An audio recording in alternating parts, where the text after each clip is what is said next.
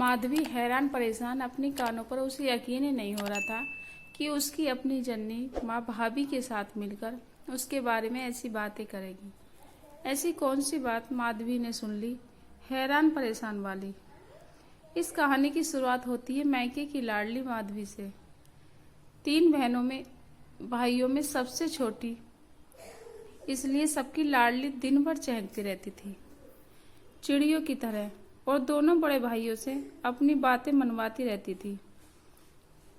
अपने माँ बाप रघुवर और जानकी जी के जैसे वह जान ही थी। समय बीतता गया, पढ़ाई लिखाई करके दोनों भाई अपनी अपनी नौकरी में लग गए। एक एक कर दोनों भाइयों की भी शादी हो गई। घर में भाभी आ गई। दोनों भाभी भी आभास से तो ठीक ही थी। परिवार में सब कुछ ठीक ठाक खुशी खुशी चल रहा था। मैं अभी बीए सेकेंड ईयर में पढ़ ही रही थी। देखने में भी अच्छी भली भाली, जो भी रिश्तेदार आते सब यही कहते, अब माधवी के लिए रिश्ता देखिए। पापा कहते अभी नहीं, बीए कंप्लीट कर लेगी तब। क्या रघुवर जी, आप भी ज्यादा पढ़ लिख कर भी क्या करेगी, घर ही तो संभालना है ससुराल जाकर। ऐसा कैसे आप बोल दिए श्याम बाबू, आजकल जमाना बिना पढ़े लिखे गुजारे का नहीं है।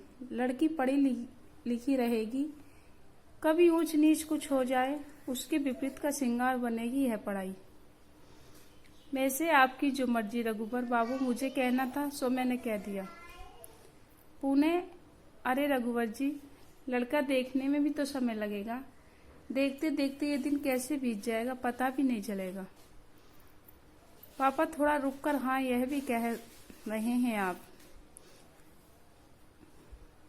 बाहर आना जाना अच्छा नहीं लगता था, ना ही माँ को दोनों भाभियों के बीच माधवी की वजह से हमेशा अनबर अच्छी लगती थी।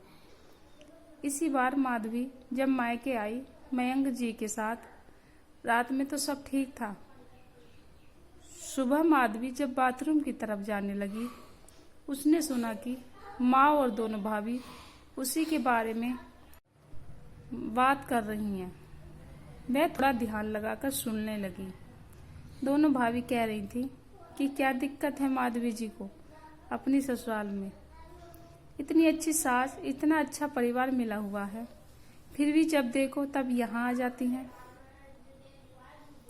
कह तो भाभी सही रही थी, मुझे ससुराल में कभी ससुराल जैसा लगा ही नहीं, लेकिन मैंने कभी इस बारे में सोचा ही नहीं। दुनिया जैसे बोलती थी, यही भ्रम मेरे दिमाग में भी लगा हुआ था कि ससुराल यानी लड़कियों के लिए सजा खुद तो आती है, मयंक जी को भी लेते आती है। स्वागत में कम खर्चे होते हैं क्या, माँ भी बोल रही थी। हाँ सही बात है। इस वक्त तुम दोनों लड़ो मत, मैं माधवी से बात करूंगी। तभी माधवी माँ से लिपटते हुए, आज के बाद में बिना किसी ओकेजन कभी नहीं आऊंगी, यही मेरा फैसला है, यही सही है माँ।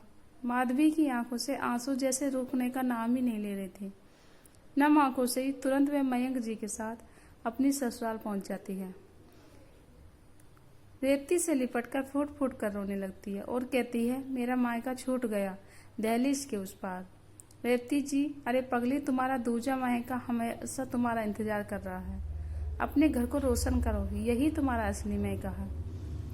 माँ ने कहा, हाँ, मैं हमेशा के लिए अपने मायके छोड़ आई हंसते हुए।